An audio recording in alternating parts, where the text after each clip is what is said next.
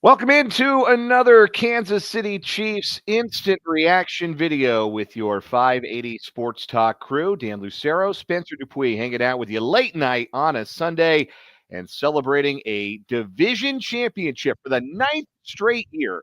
The Kansas City Chiefs are the AFC West champions. They get the job done with a 1917 victory over the Los Angeles Chargers.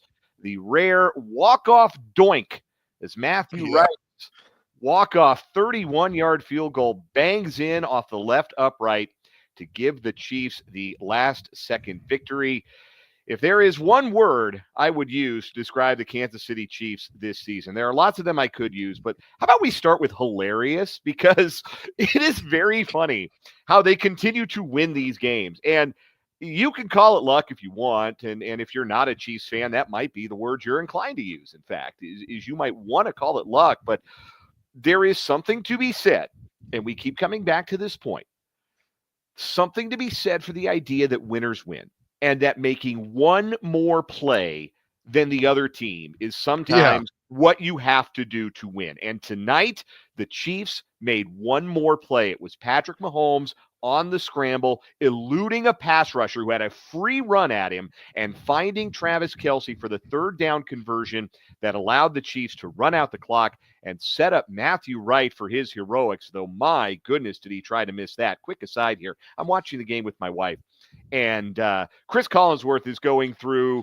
the whole, something could go wrong on third down. The Chiefs might have wanted to save themselves a little time just in case. And then he starts talking about the turf and the field being resodded. And my wife goes, I feel like he's jinxing the kicker right now. Yeah. And I almost opened my mouth. To say, don't worry, hon. NFL kickers don't miss from here. And then Matthew Wright almost missed. Yeah. He just did bang it in off that left upright to give the Chiefs the win. I guess that's my first reaction to this is sometimes that's what it takes. One more play. And tonight it was one more play than a Charger team that found a different gear in the second half. And really, I thought throughout on defense and then in the second half on offense, really out-toughed the Chiefs. It's not often that I say that a team is tougher than the Chiefs. I thought the Chargers were for the better part of 60 minutes. But again, sometimes it just means you make one more play, you find a way to get it done. That's what the Chiefs did. Spencer, initial reaction to this Chiefs win? Yeah. I thought all along it was going to be a low scoring game. And I just had this weird feeling that it was going to be down to the wire again, like every single game, right? Like down to the wire. And I was not anticipating a doink at No. all. I thought you just said, I mean, that's a kicker rate. That's like the solid, like you're going to make it range. Yeah. And I honestly turned over to my girlfriend and said, I hope he doesn't miss. Oh, so you almost jinxed it. I kept my mouth shut. You're the one who almost jinxed They kept showing Butker. And I'm like, Butker wouldn't miss that. Like in my head, I'm like, Butker would not miss that field goal. So, that's wild right now for the Chiefs that they are in a spot where they have had three different kickers make walk-off field goals for them this year. Spencer Schrader had the one in the Carolina game, then he immediately gets hurt. Now Matthew Wright is the third different Chiefs kicker this season.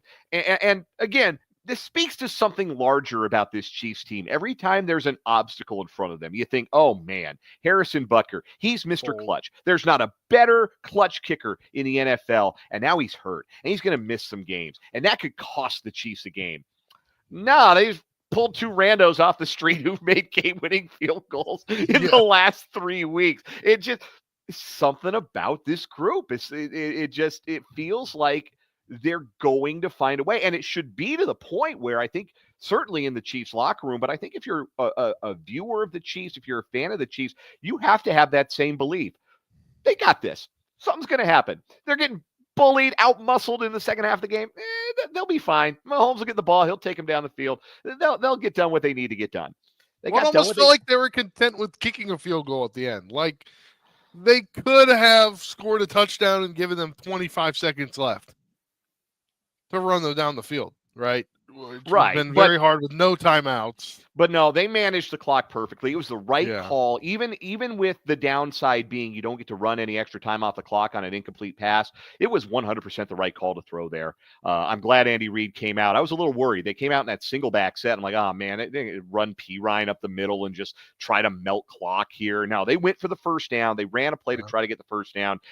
Chargers defended it really well, as they did most tonight. Here's a positive for Chiefs fans out there. That dude Jesse Minter on that Charger sideline, that diabolical son of a gun who was dialing up those blitz pressures and those coverages all game long that had the Chiefs off balance. You're not going to have to deal with him a whole lot longer because he's going to be a head coach somewhere next year. I'm just going to say it right now. Jesse Minter's going to be a head coach in this league sooner rather than later. So he's not going to be a problem for long, but in a good way for him. Maybe not in such a good way for Jim Harbaugh's staff, but man, give the Chargers a ton of credit first and foremost. And Gabe in the YouTube comments speaks to what I think was going to be one of the biggest takeaways of this game, and maybe still is the biggest takeaway. Certainly is for Gabe. He says, doesn't matter how much the Chiefs keep winning or getting a first round bye. If Mahomes keeps taking these hits, he won't be around for the playoffs.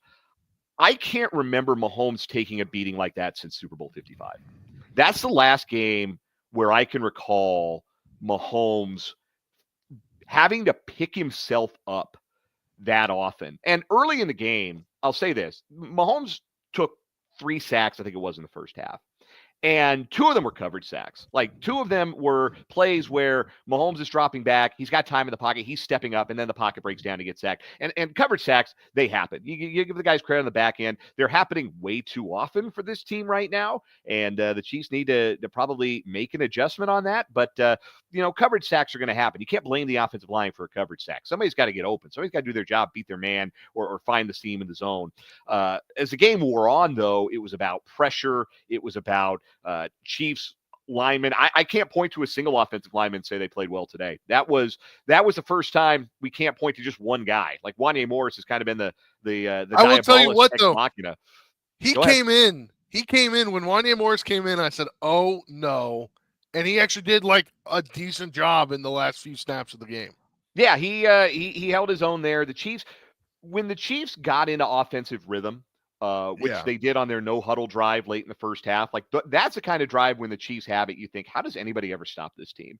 Like they got weapons, they got Mahomes, 1, 2, 3 balls out, like that, the quick rhythm, that quick fire passing game. We had talked earlier in the week, Spencer, I think it was Brendan Dworzinski who made the point on the show that this kind of felt like a game where it wasn't going to be a lot of like deep shots. Like the Chiefs were just going to have to take their short passes against an aggressive defense, and one with 2, let's be honest, Hall of Fame edge rushers coming off the edge in Khalil Mack and Joey Bosa.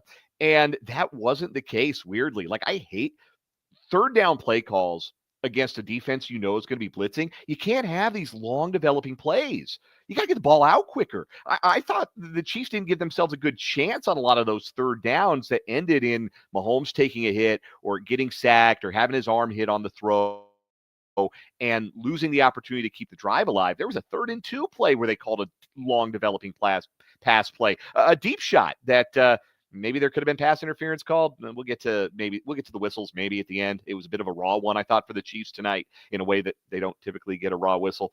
I guess that's actually really all I have to say about it. Tough whistle in some departments for the Chiefs tonight. Yeah. But I didn't like that third down play calling. Like you've got to protect your quarterback with your play calling sometimes. And if it means going a little bit more up tempo, throwing that in more often, instead of just your 2-minute offense, maybe going a little more up tempo a little bit more often, keeping that pass rush out of the backfield, giving Mahomes a chance, 1, 2, 3, hit your first read, 1, 2, 3, get the ball out, take your 5, 6, 7 yards. It's not sexy, but right now that's kind of what you have to do behind this offensive line. And it's probably what they should have done against a defense like Los Angeles's that was so aggressive.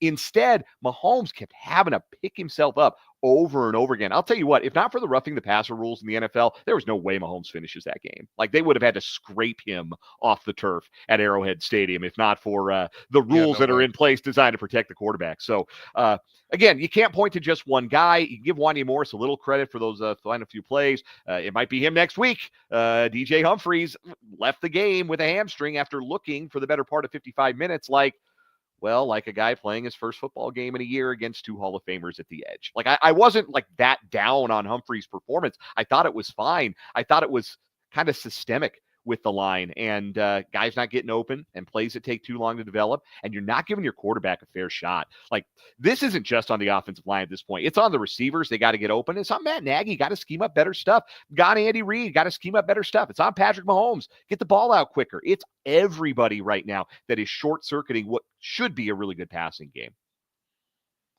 Yeah, I definitely agree. And I think it's at this point in the season, like you should be able to have that stuff down and you know the offensive line situation. I mean, you just hope Humphreys. That's just like I haven't played enough lately, and I tweaked a little bit, like a strain more than a tweak, like just something there. And I think obviously you're gonna play a decent defense next week, I think, and that worries me too because you have Myles Garrett, you have a big edge rusher coming off the edge next week.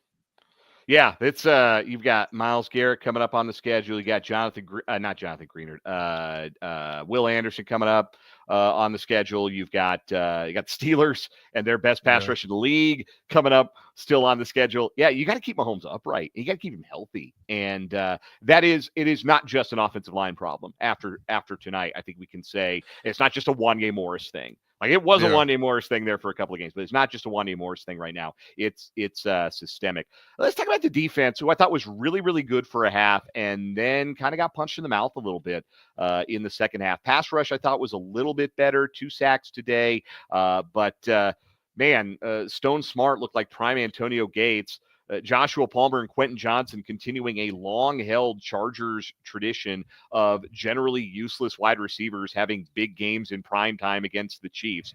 Anybody who's ever watched a Chiefs-Chargers primetime game knows, like, Joshua Palmer in primetime against the Chiefs, Lance Allworth. Mike Williams is going to have a career because of the games he had against the Chiefs in prime time. It's just a thing that happens for Chargers wide receivers, and give Justin Herbert credit because, boys, he's so talented and he made some big time throws. But you could see that the Chargers' plan was come out and try and hit for some deep shots. They missed on one that would have been a touchdown to Palmer early. They got a pass interference on one that helped them on a scoring drive. But then in the second half, they got the running game going. It's 3 weeks in a row now that the Chiefs' rush defense, which has been so good, showed a little bit of give in moments, and that's been a little bit surprising to me. Yeah, it really has. And I talk about Patrick Mahomes being beat up. Justin Herbert was beat up in this one. I am surprised that he came out to play that next drive after Taylor Heineke had to come in. I just thought maybe you would have given him a drive off because of how much of a beating that he's taken. Yeah, he did. He came out for that one play, got hit kind of in a funny spot where there's no padding there on the thigh, and he had to come out for a play. But he's a tough dude, man. Like, yeah. The dialogue about Herbert, because everything either has to be, you know how it goes. It has to be classic or trash, right? It can't just be like, we can't just say something's, pretty good. And it feels like there should be more there with Herbert because the talent is so obvious. Like, there should be more winning there, perhaps, with Herbert. He's got a long career ahead of him. Maybe it gets there. I think with Jim Harbaugh at the helm, the Chargers are going to be this for a while, what they are now. But the other thing with Herbert, I mean, it's not just the big arm, which we've known he's a tough son of a gun, man. Both these quarterbacks are. And they kept getting up and getting up. It was a physical football game. And I thought in the second half, like I said, really one of the first times all year, I thought a team out-toughed the Chiefs. We're just kind of bullied a little bit by the Chargers, which really surprised me. And that's a credit to the Chargers because, look, that's a Jim Harbaugh football team. That's a Jim Harbaugh mindset. Like, oh, we didn't do anything in the first half. That's all right. That's all right. We got 30 more minutes of football left. It was – you can see where that team has already taken on the identity of their head coach. And I am more sold than ever after tonight that they're actually good. Like, they're not putting up eye-popping numbers, but, like, that defense flies around. Jesse Minter is a star in the making at defensive coordinator. They've got a great pass rush. They're good on the back end. They got the best scoring defense in the league. It's been hard to score on those guys all year. I think, too, the halftime adjustments they make. Like, it just seemed like their defense was more focused in the second half than they were in the first half. Like, with what happened in the first half, adjusting to that in the second half, I think that they're a really good defense in doing that. The other point I wanted to make too, the way the Chiefs handled the end of the game, I applaud Andy Reid, like I said, for throwing the ball, for essentially saying, hey, we get a first down here. We know we're going to be able to control whether we win or lose because we'll have the chance to kick the field goal. Yeah. So we got to throw the ball. We're not going to just worry about the clock. Part of that, though, they were going to have to pull some fans out of the stands to play defensive back. Speaking of being out toughed, Joshua Williams got rocked by Quentin Johnson. That didn't look good, and I thought he played a pretty good game up until then, but who knows his status moving forward. And then looked like Keith Taylor might have gotten a hamstring, so they were down to 3 corners there at the end. I guess 4 if you count Shamari Connor, but they were going to have to lean. They were going to have to go to Najee Johnson and Chris Roland Wallace in all likelihood. Yeah, Najee Johnson was in there down the stretch. I walked out of the room for a few minutes to get some water, and I missed the play that he got injured.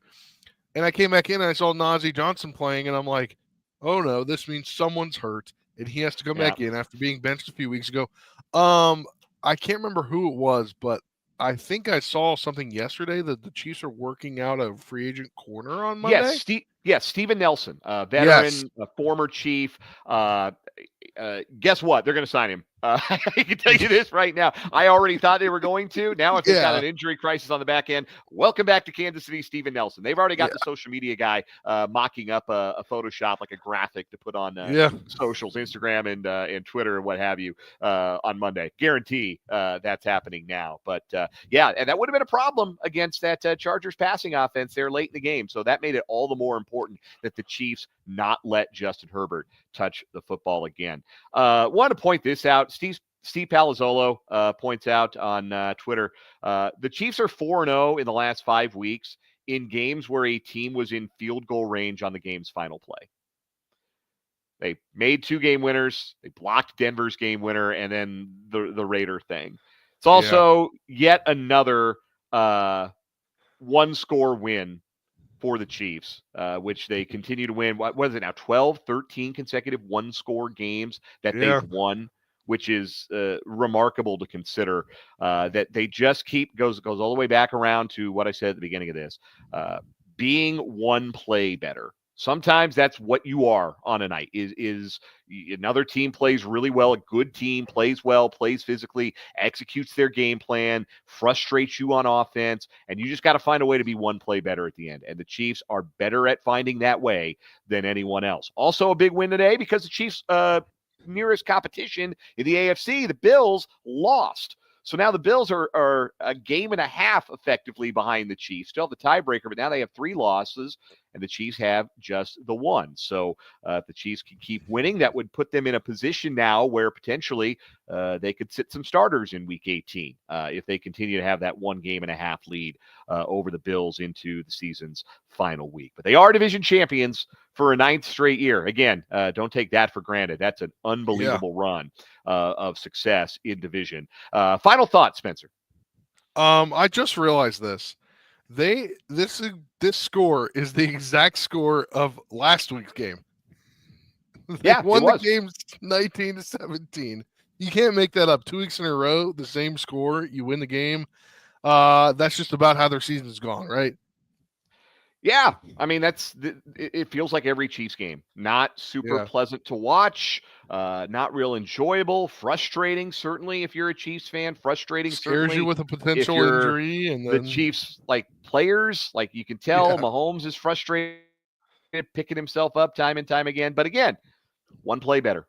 The Chiefs than the Chargers tonight. And they are 12-1 and the champions for the 9th straight year, the AFC West. We'll have more to say about this game on Monday's edition of 580 Sports Talk. It will be Spencer and I from 3 to 6 tomorrow afternoon. We'll break this one down. We'll talk to our NFL insider, Matt Berteram, talk about all the rest of the happenings from NFL Week 15 and the weekend that was in sports. Hope you'll join us on 580 WIBW, FM 104.9, and these same video channels. Thank you to all of you who tuned in live for this one. Appreciate those of you who double back and catch it on our YouTube channel, 580 Sports Talk, and on Facebook, WIBW News. For Spencer Dupuis, I'm Dan Lucero. Have a great rest of your Sunday night. We'll talk to you tomorrow on 580 Sports Talk.